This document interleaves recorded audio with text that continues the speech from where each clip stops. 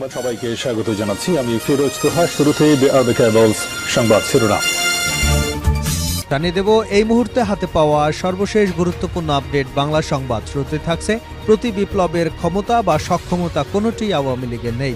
একটি বিশেষ রাজনৈতিক দল বাংলাদেশে ভারতের এজেন্ডা বাস্তবায়ন করতে চেয়েছিল, কিন্তু সেটা সফল হয়নি।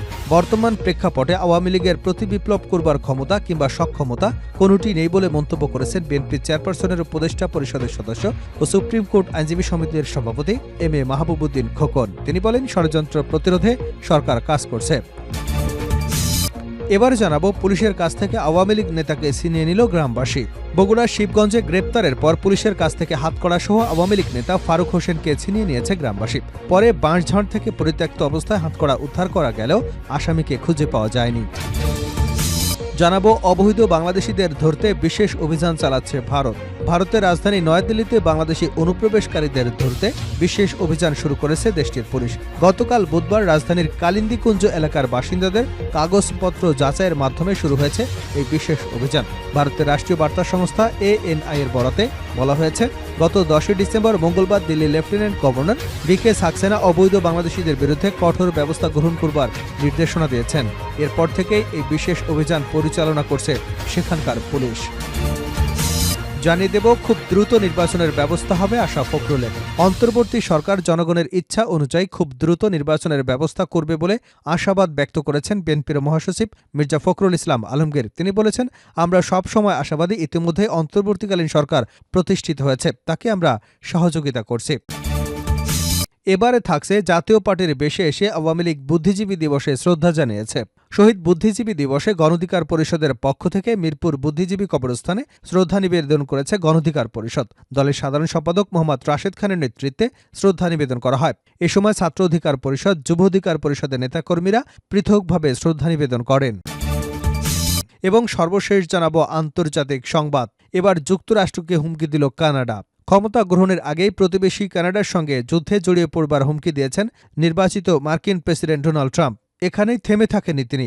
দেশটিকে যুক্তরাষ্ট্রের 51তম অঙ্গরাজ্য বানানোর ইচ্ছাও প্রকাশ করেন খোদ কানাডার প্রধানমন্ত্রীর সামনে। এবার ট্রাম্পের এমন বেপরোয়া মন্তব্যের প্রতিক্রিয়া দেখালো অটোয়া। কানাডা ইঙ্গিত দিল পরাশক্তি দেশটিকে চাপে ফেলার। এতক্ষণ শিরোনাম শুনছিলেন, এবার বিস্তারিত।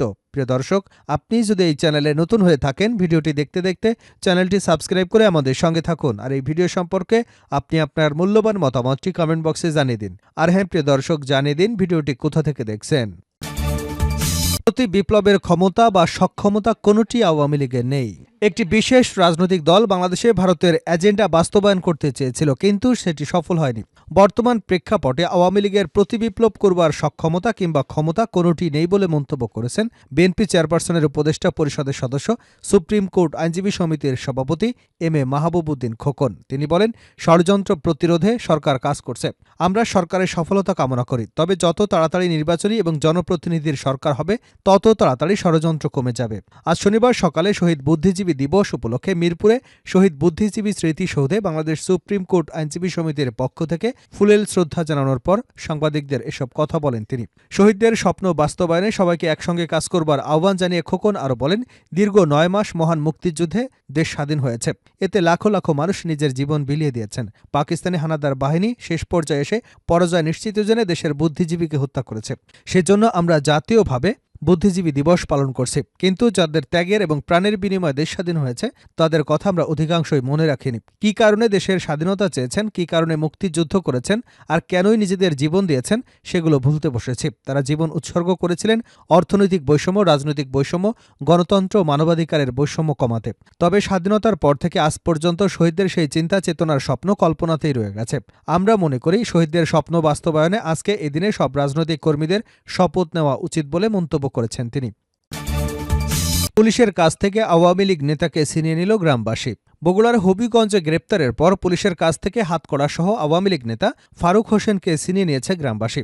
পরে বাঁশঝাড় থেকে পরিত্যক্ত অবস্থায় হাতকড়া উদ্ধার করা গেলেও আসামিকে খুঁজে পাওয়া যায়নি। শুক্রবার সন্ধ্যা 7টার দিকে শিবগঞ্জ উপজেলার মোকামতলা ইউনিয়নের জাবারিপুর বাজারে ঘটনা ঘটে। ফারুক হোসেন জাবারিপুর গ্রামের আবুল কালাম আজাদের ছেলে এবং মোকামতলা ইউনিয়নের ১ নং ওয়ার্ড আওয়ামী লীগের সাধারণ সম্পাদক ছিলেন। ফারুক হোসেন বৈষম্যবিরোধী ছাত্র আন্দোলনে হামলা, হত্যাচেষ্টা এবং নাশকতার মামলার আসামি ছিলেন। স্থানীয় এবং প্রত্যক্ষদর্শীরা জানান, ফারুক হোসেন ওই বাজারে বসে আড্ডা দিচ্ছিল।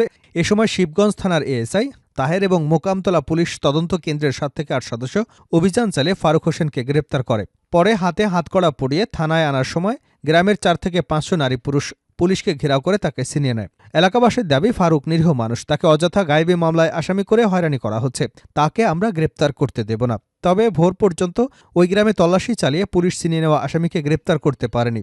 ভোর ৪টার দিকে স্থানীয় একটি বাঁশঝাড় থেকে পরিত্যক্ত অবস্থায় হাতকড়াটি উদ্ধার করেছে পুলিশ। অবৈধ বাংলাদেশি ধরতে বিশেষ অভিযান চালাচ্ছে ভারত। ভারতের রাজধানী নয়াদিল্লিতে বাংলাদেশি অনুপ্রবেশকারীদের ধরতে বিশেষ অভিযান শুরু করেছে দেশটির পুলিশ। গতকাল রাজধানী কালিন্দীকুঞ্জ এলাকার বাসিন্দাদের কাগজপত্র যাচাইয়ের মাধ্যমে শুরু হয়েছে এই বিশেষ অভিযান। ভারতের রাষ্ট্রীয় বার্তা সংস্থা এএনআইয়ের এক প্রতিবেদনে বলা হয়েছে, গত ১০ই ডিসেম্বর মঙ্গলবার দিল্লির লেফটেন্যান্ট গভর্নর VK সাক্সেনা অবৈধ বাংলাদেশিদের বিরুদ্ধে কঠোর ব্যবস্থা নেবার নির্দেশনা দিয়েছেন। এর পরদিন থেকে পুলিশের বিশেষ অভিযান শুরু হয়। বিশেষ এই অভিযান চলতে পারে ২ মাস।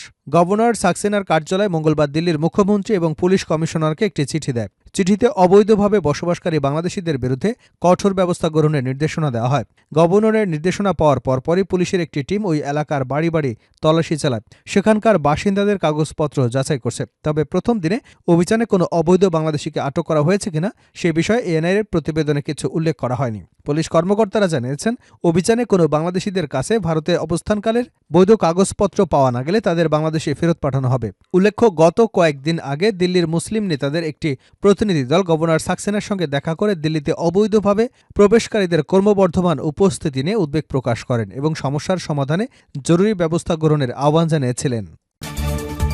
খুব দ্রুত নির্বাচনের ব্যবস্থা হবে আশা ফখরুলের। অন্তর্বর্তী সরকার জনগণের ইচ্ছা অনুযায়ী খুব দ্রুত নির্বাচনের ব্যবস্থা করবে বলে আশাবাদ ব্যক্ত করেছেন বিএনপির মহাসচিব মির্জা ফখরুল ইসলাম আলমগীর। তিনি বলেছেন, আমরা সবসময় আশাবাদী, ইতিমধ্যেই অন্তর্বর্তীকালীন সরকার প্রতিষ্ঠিত হয়েছে, আমরা সহযোগিতা করছি, আশা করছি খুব দ্রুত জনগণের ইচ্ছা অনুযায়ী একটি নির্বাচনের ব্যবস্থা হবে। একটি অবাধ, সুষ্ঠু ও নিরপেক্ষ নির্বাচনের মধ্য দিয়ে জনগণ তাদের প্রতিনিধি নির্বাচন করবার সুযোগ পাবেন। শনিবার সকালে মিরপুর শহীদ বুদ্ধিজীবী কবরস্থানে বুদ্ধিজীবীদের প্রতি শ্রদ্ধা নিবেদন শেষে তিনি সাংবাদিকদের এসব কথা বলেন। ফখরুল বলেন, আজকের শহীদ বুদ্ধিজীবী দিবস।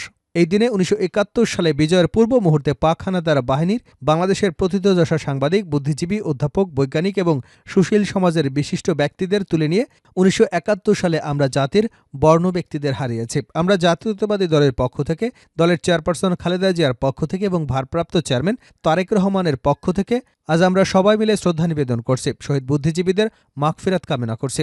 বিএনপির মহাসচিব বলেন, আজকে এই দিনে আমরা শপথ গ্রহণ করছি, বাংলাদেশের মানুষ ১৯৭১ সালে যে কারণে যুদ্ধ করেছিলেন, একটা স্বাধীন, গণতান্ত্রিক, সমৃদ্ধ বাংলাদেশ বিনির্মাণের জন্য, এটি হয়েছিল শহীদ প্রেসিডেন্ট জিয়াউর রহমানের মুক্তিযুদ্ধ ঘোষণার মধ্য দিয়ে। তিনি বলেন, ৩৬শে জুলাই বা ৫ই আগস্ট ফ্যাসিস্ট শক্তিকে পরাজিত করে নতুন সুযোগ সৃষ্টি হয়েছে। এই সুযোগের সম্পূর্ণ সদ্ব্যবহার করে আমরা বাংলাদেশকে একটি সত্যিকার অর্থেই গণতান্ত্রিক রাষ্ট্র এবং আধুনিক রাষ্ট্র, একটি বৈষম্যহীন রাষ্ট্র প্রতিষ্ঠা করতে চাই। মির্জা ফখরুল বলেন, গণতন্ত্র হত্যা ও গণহত্যা করেছে বলে আওয়ামী লীগ আজ জনবিচ্ছিন্ন। শেষ করছে আন্তর্জাতিক সংবাদ দিয়ে। যুক্তরাষ্ট্রকে হুমকি দিল কানাডা। ক্ষমতা গ্রহণের আগেই প্রতিবেশী কানাডার সঙ্গে যুদ্ধে জড়িয়ে পড়ার হুমকি দিয়েছেন নির্বাচিত মার্কিন প্রেসিডেন্ট ডোনাল্ড ট্রাম্প। সেখানে থেমে থাকেননি তিনি, দেশটিকে যুক্তরাষ্ট্রের ৫১তম অঙ্গরাজ্য বানানোর ইচ্ছা প্রকাশ করেন খোদ ডোনাল্ড ট্রাম্প। এবার ট্রাম্পের এমন বেপরোয়া মন্তব্যের প্রতিক্রিয়া দেখালো অটোয়া। কানাডা ইঙ্গিত দিল পরাশক্তি দেশটির চাপে ফেলার। বুধবার কানাডার বৃহত্তম রাজ্য অন্টারিওর সরকার প্রধান ডং ফট এমনটাই জানান। তিনি বলেন, মিশিগান, নিউ ইয়র্ক স্টেট এবং উইসকনসিনে যে বৈদ্যুৎ রপ্তানি করা হয় তা বন্ধ করে দেওয়া হবে। ফর্ড জানান, যুক্তরাষ্ট্র যদি কানাডার পণ্যের উপর তার প্রথম দিন থেকে ২৫% শুল্ক আরোপ করেন, তবে হাতে থাকা সব কৌশলই ব্যবহার করবে কানাডা। অন্টারিও রাজ্যের এই কর্তা জানান, ট্রাম্পের সিদ্ধান্তের ফলে কানাডার লোকজন ক্ষতিগ্রস্ত হবে, তবে তিনি নিশ্চিত করতে চান একই প্রতিক্রিয়া আমেরিকানরাও পাবেন। ইউএস এনার্জি ইনফরমেশন অ্যাডমিনিস্ট্রেশনের তথ্য অনুসারে গত বছর যুক্তরাষ্ট্র ৮.৯ বিলিয়ন মেগাওয়াট বিদ্যুৎ আমদানি করেছে। এর মধ্যে ৩৩.২ মিলিয়ন মেগাওয়াট আমদানি করেছে কানাডা থেকে, যদিও এটি যুক্তরাষ্ট্রের বার্ষিক বিদ্যুৎ ব্যবহারের মাত্র ১%।